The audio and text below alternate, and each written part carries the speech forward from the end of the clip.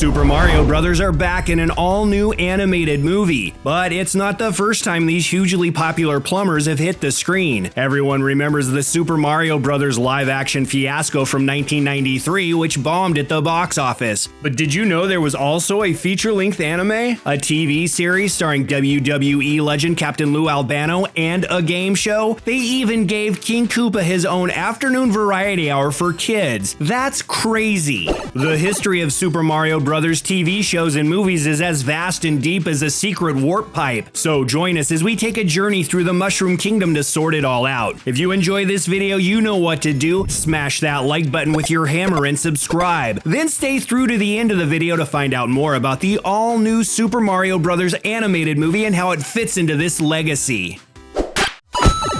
Who are the Super Mario Brothers? Mario and Luigi are Italian fraternal twin brothers who work as plumbers in Brooklyn, New York. They've been featured in hundreds of video games throughout the years and are two of the most iconic characters ever created. Mario made his video game debut in 1981 as the player character in Donkey Kong after Nintendo failed to get the rights to Popeye, who they wanted as their hero. Mario was originally called Mr. Video. He's also been referred to as Jumpman, but his name was changed to honor American businessman and real estate developer Mario Segale, who was renting a warehouse to Nintendo at the time of Mario's creation. Luigi made his debut in the 1983 Game & Watch handheld video game Mario Brothers before jumping over to the arcade game of the same name. Both brothers have gone on to have quite a lucrative career in the gaming world, usually found on a mission to rescue Princess Peach from Bowser, King of the Koopas. Over the past 40 years, they have escaped the video game realm several times, appearing in movies, TV shows, and other media. They are two of the most recognized characters in pop culture, and their fame has gone worldwide, yet it's never gone to their heads. It was confirmed during Super Mario Bros. 30th anniversary that the Super Mario Bros. Movie got it right. Mario and Luigi's last name is officially Mario, making their full names Mario Mario and Luigi Mario, shoving Luigi even further into his older brother's shadow. Who is Bowser? The Super Mario Bros. Trailer gives plenty of time to legendary Nintendo villain Bowser, also known as King Koopa. So who is Bowser and why is he so mad at the Mario Brothers? Bowser is the main bad guy in Nintendo's Mario franchise. That includes the new animated film where he invades the Mushroom Kingdom. The arch nemesis of Mario, Bowser is the leader of the turtle-like Koopa race that he's turned into his Koopa Troopas. He's known for constantly kidnapping Princess Peach, whom he wants to marry, and he's been in a never-ending battle with Mario and Luigi. He often succeeds with his dragon-like superpowers that include fire-breathing abilities, black magic, and an indestructible shell. King Koopa first appeared in the 1985 Super Mario Bros. Game, but his beef with Mario goes further back than that. The two have been arch-enemies since they were infants. Bowser is obsessed with beating Mario, mainly because Mario keeps stealing Princess Peach away from him. There is some confusion over what to really call this baddie. His true name is Bowser, King of the Koopas. Bowser is his original name, but fans in America called him King Koopa for decades. In recent years, US video game enthusiasts have decided to call him Bowser. Bowser has appeared in all of the Super Mario Bros. Animated series, and he had his own live-action kids show in the 90s. He was played by Dennis Hopper in the live-action movie, where he was able to turn into a giant green Tyrannosaurus Rex. Not really video game canon. He had a cameo in Disney's Wreck-It Ralph, and returns on the big screen in the animated movie coming from Nintendo and Illumination, played by Jack Black of Tenacious D fame. Saturday Supercade. Mario made his first leap to TV in the 1983 animated series Saturday Supercade, which lasted for 2 seasons on CBS. It was popular with kids who got to watch their favorite video game characters on Saturday morning before riding their bikes to the local arcade for a fun day of gameplay. The half-hour show featured several shorts based on characters from the golden age of arcade video games. Mario appeared alongside his nemesis Donkey Kong and the original Nintendo damsel in distress Pauline. Others appearing on the show included Donkey Kong Jr. and non-Nintendo properties Frogger, Hubert, Pitfall Harry, Kangaroo, and Space Ace, along with all of their friends. Mario was not the main star in his own segments, with Donkey Kong getting most of the attention. The show marked the first time that Mario and Donkey Kong teamed up to fight a common enemy. Luigi and other popular Super Mario Bros. Characters were left on the sidelines and did not show up in these first animated exploits for the hugely popular plumber. The show only ran from September 17, 1983 to December 1, 1984. Most Saturday morning cartoons of the time didn't have a long shelf life, and Saturday Supercade was no exception. The Super Mario Bros. Anime movie. Many believe that Mario's first feature-length movie was Super Mario Bros. In 1993, but both Mario and Luigi showed up in the 1986 feature-length Japanese anime, The Great Mission to Rescue Princess Peach, which was lost to the dustbins of history until only recently when it appeared restored on YouTube. The movie is based on the successful 1985 Super Mario Bros. Game created for the Nintendo Entertainment System, more commonly referred to as the NES. Directed by famed animator Masami Hata, the plot follows Mario and Luigi on a quest to save Princess Peach from King Koopa. That sounds oddly familiar. It is the first of two movies ever based on a video game, the other being Running Boy: Star Soldier's Secret, which was released on the exact same day. The Mario anime arrived 7 years before the live-action movie. The Great Mission to Rescue Princess Peach reveals that Mario and Luigi work part-time at a grocery store they both own and operate. King Koopa and his minions are seen working at the store during the post-credit scene after Mario and Luigi have reigned victorious in their mission. The anime pulls music and sound effects directly from the NES game to make the experience more authentic. The movie arrived in Japanese theaters on July 20th, 1986 under a flood of merchandise. It never got an international release, with a lot of Nintendo fans only discovering it for the first time in 2022 when the animated adventure finally got a long-awaited 4K restoration. It has never been translated into English. The Super Mario Bros. Super Show. Bob Hoskins isn't the first person to play Mario in the flesh. Former WWF manager Captain Lou Albano stars as a legendary plumber alongside Danny Wells as Luigi in this live-action animated hybrid series. Bypassing the Saturday morning cartoon route, the Super Show played weekdays in syndication, debuting in the fall of 1989 and only lasting one season with a total of 52 episodes. Being Mario's first of 3 standalone series, the cartoon was based on the video game Super Mario Bros. And Super Mario Bros. 2. It featured a live-action Mario and Luigi introducing animated shorts revolving around their characters, and it included a slew of guest stars that included Rowdy Piper, Cyndi Lauper, and even Elvira. This Mario Bros. Cartoon finds the brothers accidentally warped into the Mushroom Kingdom while working on a bathtub drain for a customer. Their adventures usually found them helping Princess Peach and Toad defeat King Koopa, and it often spoofed popular movies and TV shows of the time. Some fans frowned at the many inconsistencies between the animated segments and the video games upon which they were based. Friday episodes of the Super Mario Bros. Super Show were special for us 80s kids. Instead of the usual animated adventures of Mario and Luigi and company, the show spun off into a secondary cartoon based on Nintendo's other massively popular game at the time, The Legend of Zelda. For the first time, obsessive Nintendo fans watched the adventures of Princess Zelda and Link try to expand on the stories of Hyrule. And although the cartoon didn't really add to the mythos of the franchise, its charm was solidified by the use of the original game's sound effects and music. It took about a year for DiC Enterprises to convince Nintendo to license their Super Mario characters. The Super Show was originally conceived as an hour-long Super Mario Bros. Power Hour and would have also featured other video game properties such as Metroid, Castlevania, Double Dragon, and California games. That idea was eventually scrapped, but was semi-resurrected in 1989 with the all-star mashup Captain N the Game Master, which excluded the Mario Brothers altogether. DiC planned to release an animated theatrical movie based on Super Show in 1990, but that also got canceled. King Koopa's Cool Cartoons.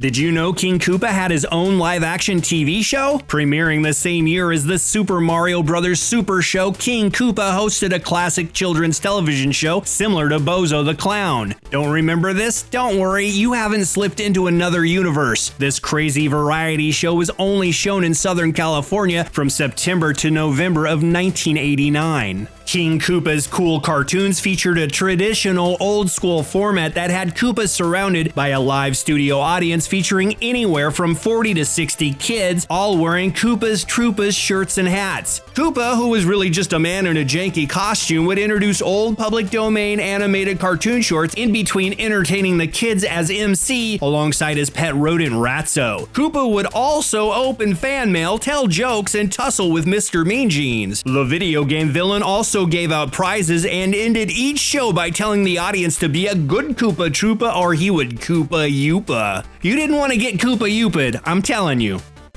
Christopher Collins, best known as the voice of Cobra Commander in the G.I. Joe animated series and Starscream in the first Transformers animated series, played Koopa until being fired midway through the first and only season for a string of allegedly inappropriate incidences, including an altercation on set where Collins' own son was amongst the kids in the audience. He was replaced by actor Pat Piney, but the kids definitely noticed the difference and would insult Piney, often calling him an imposter while on camera. Despite high ratings for the weekly kids show, only 65 episodes were shot over the course of 13 weeks before the show was quietly canceled by Deke Enterprises. The reason for the cancellation has never been revealed. The Adventures of Super Mario Bros. 3. Mario and Luigi would return in their second animated TV show from Deke Enterprises in fall 1990, just a year after Super Show ended. This new iteration was based on the video game Super Mario Bros. 3 and dropped the live-action elements completely. So long, Captain Lou. Episodes established a level of continuity previously unseen in the property's TV projects. The series is best known for introducing the Koopalings. Mario, Luigi, Toad, and Princess spent most of the episodes attempting to prevent King Koopa's hostile takeover of Mushroom Kingdom. This animated version of the property mainly featured enemies and power-ups from the Super Mario Bros. 3 game and was more faithful to Mario gameplay than the other shows before it. The Adventures of Super Mario Bros. 3 first aired as 1/2 hour of the hour-long animated block Captain N, the Game Master, on NBC. It would later air separately in reruns, but was also included in the Captain N and the Video Game Master syndication package. The Super Mario Challenge. King Koopa wasn't the only one to go before a live studio audience. Mario got his chance in 1990 with the Super Mario Challenge, a game show that aired on the Children's Channel. Again, if you don't remember this weird adaptation of the video game, don't worry, you're not going crazy. The Super Mario Challenge only aired in the UK, hosted by Mario himself, who was played by John Linehan. Each episode involved two players going head-to-head, playing various Mario games such as Super Mario Bros. Or Super Mario Bros. 3. The show only lasted one season and was quickly forgotten by almost everyone who saw it. Super Mario World. Super Mario World was Mario's third consecutive animated series in as many years, airing for one season in the fall of 1991 on NBC. Like The Adventures of Super Mario Bros. 3, it too aired in an animation block with Captain N, running for 13 episodes. It is based on the video game of the same name, and it's noticeable for Toad's absence. He was replaced instead by a clumsy cave boy named Oogtar, who isn't featured in the game at all. Super Mario World is perhaps most notable for introducing Yoshi in the animated Mario Bros. Universe, where the little dinosaur is featured regularly as one of the main characters. Super Mario World would be the final animated series for Mario and Luigi. Club Mario. The Super Mario Bros. Super Show would go through some major changes when it was picked up for reruns. The first batch of repurposed episodes were retitled Club Mario and ditched the live-action segments featuring Captain Lou and Danny Wells. Instead, new 5-minute live-action segments were shot that introduced Mario-obsessed teenagers Tommy Treehugger and his best friend Co-MC, who'd commandeered the satellite signal of the Super Show during rerun broadcasts. They were joined by Tommy's annoying sister Tammy, Dr. Know-It-All, Co-MC's evil twin Eric, and a new guest star each week. These reruns ran in syndication from 1990 to 1991, but proved unpopular with fans of the original show. The following year, the segments featuring Captain Lou and Danny Wells were restored and ran until 1992. In 1994, Mario All-Stars repurposed segments from both Super Show and Super Mario World, mashing it all into one series. While clips from Super Mario Bros. 3 were shown in promos for this set of reruns, none of that show's episodes were ever featured. Amada Anime Series. Characters and other elements from the Mario franchise appeared in the Amada anime series Super Mario Bros., a collection of 3 animated stories based on Japanese folktales. This weird fairy tale themed anime was only ever released in Japan way back in 1989, and it features Mario in an adaptation of Snow White. Most anime fans have never seen it, and most video game fans don't know it exists, but you can watch it right now on YouTube. Super Mario safety videos and other lost oddities. Digging deeper into obscure anime, Mario and friends have appeared in 2 safety videos from Toei Animation. The first of which is Super Mario no Shobutai, a fire safety public service announcement that follows Super Mario 3 obsessed siblings who get a lesson in the dangers of fireworks from Mario and Luigi. The second is Super Mario Nukatsu Onzi, and it's a traffic safety video that has mostly been lost to time. Other forgotten Mario anime and shows include an ABC's tutorial video that has Mario taking a trip through the alphabet, Super Mario Club, a trivia and game news preview that aired in Japan during the early 90s, and the Finding Luigi Legend of Parkour viral video that documented Luigi's legendary rise to fame in parkour and his sudden disappearance from the sport. Alas, we can't forget the Cat Mario Show, an educational YouTube series that shares facts, strategy tips, quizzes, and other content relating to the latest games for the Wii U and Nintendo 3DS. And finally, we have the Mario Kirby mashup Miyazaku video from 1993, an educational VHS that was used to teach Japanese children the art of kanji, a system of Japanese writing using Chinese characters. Most American kids never saw it, and most never will. Mario to Yoshi interactive anime.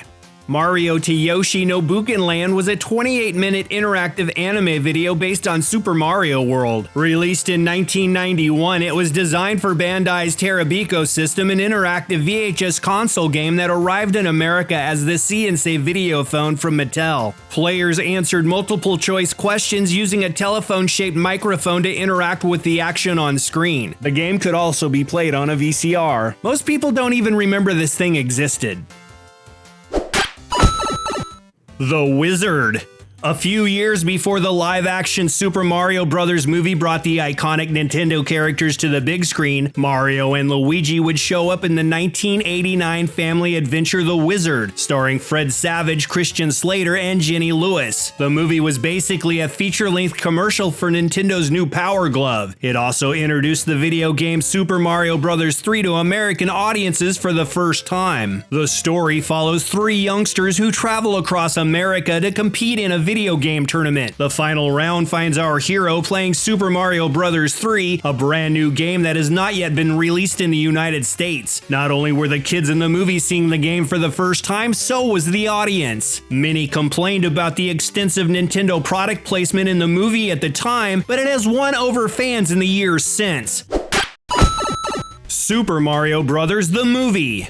Mario and Luigi made their first live-action debut on theater screens across the world in 1993 with a flop so big it scared Nintendo away from putting their characters back in a movie for decades. Bob Hoskins plays Mario opposite John Leguizamo as Luigi in an adventure that sends the pair on a rescue mission across Dino Hatton. Hoskins, who was known by genre fans of the time for his turn as Eddie Valiant in Who Framed Roger Rabbit, took on the role after other luminaries such as Dustin Hoffman and and Danny DeVito dropped out. In a 2007 interview, Hoskins called the role the worst choice in his acting career. He admitted to constantly drinking before and during filming. The movie has Mario and Luigi attempting to save Samantha Mathis's Princess Daisy from the clutches of King Koopa, played by the legendary Dennis Hopper in one of his strangest roles. Nintendo gave husband and wife directorial team Rocky Morton and Annabelle Jankel free creative reign to change the universe, believing the Mario brand was ready for experimentation. That didn't work out in their favor. Buena Vista Pictures was hoping for a comedy hit comparable to Ghostbusters and The Wizard of Oz, but what they got was a mess that missed the mark with fans of the franchise. Inspired by the Super Mario World game, the movie was considered innovative at the time, introducing many filmmaking techniques now considered pivotal in the transition from practical to digital visual effects, including the use of Autodesk Flame. But that may have been its biggest contribution to cinema. Super Mario Bros. Hit theaters in May 1993 and was both a critical and financial failure. Many complained about the plot, inconsistent tone, and deviations from the source material. The special effects and art direction were the only elements that found any praise. Mario creator Shigeru Miyamoto appreciated the filmmaker's efforts, but ultimately felt the movie was trying too hard to replicate the games and failed to be entertaining on its own. Super Mario Bros. Is widely considered to be one of the worst movies ever made, but it does have a loyal cult following. The movie was such a failure, Nintendo swore off Hollywood for a considerable amount of time. The video game giant didn't make another live-action movie for more than 2 decades, breaking their streak with Pokemon Detective Pikachu in 2019.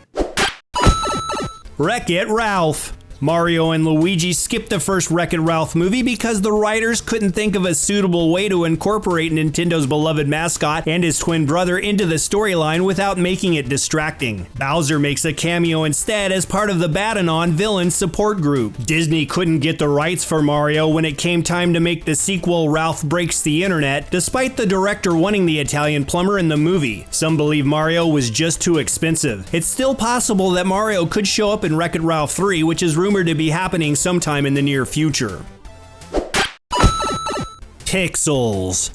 Mario has a blink and miss cameo in Adam Sandler's 2015 video game comedy Pixels, seen jumping through the background of an action-heavy street battle. He was supposed to be featured in the post-credits stinger, but director Chris Columbus nixed the idea at the last minute. The canceled moment featured Mario standing on a battle-damaged Washington monument, surveying all the alien damage. He smiles at the screen and it cuts to black, setting up a sequel we would never get. Columbus dropped the bigger cameo because he decided to use the icon elsewhere. As you can see, he barely gets any screen time at all. Donkey Kong does show up as the movie's final boss, so that must account for something, right?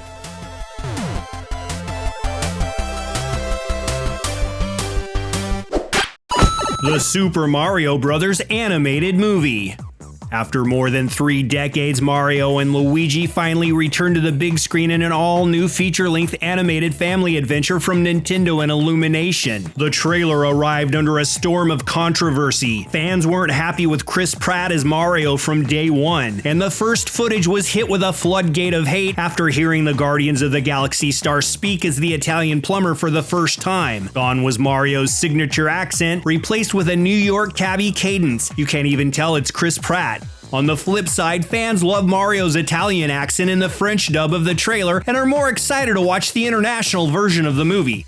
Many want Chris Pratt replaced with original Mario actor Charles Martinet, who has voiced the iconic mustachioed man in the video game franchise. Martinet was there from the start and also created the voices for Wario, Luigi, and even Donkey Kong. If the animated movie is a hit, we can probably expect movies based on The Legend of Zelda, Metroid, Animal Crossing, and more. If you can't get enough of these Italian brothers, Mario and Luigi also participated in the Mario Icecapades, had their own pinball game, and are featured in Super Nintendo World at Universal Studios. The Super Mario Brothers are everywhere. They even had their own breakfast cereal, which we wish we could still get our mouths on. If you like this video, be sure to jump on that like button and then share the video with your friends. Until then, slide us a few quarters so we can keep on playing.